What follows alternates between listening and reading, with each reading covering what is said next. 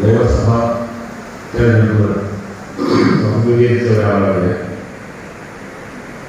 Naturally നിയമസഭാ തെരഞ്ഞെടുപ്പിൽ ഒരുപാട് ആവേശവും ഒരുപാട് ബഹളങ്ങളും ഓരോരോ ജംഗ്ഷനിലുമൊക്കെ സ്വീകരണങ്ങളുമെല്ലാം അതതിൻ്റെ രീതിയാണ്.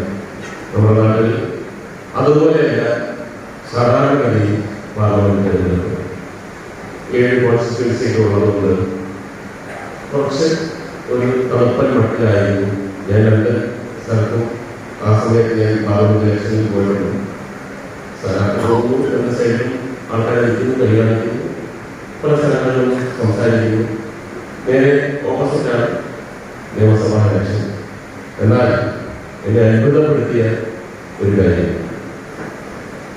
ഈ പ്രാവശ്യത്തെ പാർലമെന്റ് ഇലക്ഷൻ ഞാൻ ചിത്രമാണ് മനസ്സിൽ തുടക്കം 10-15 ദിവസം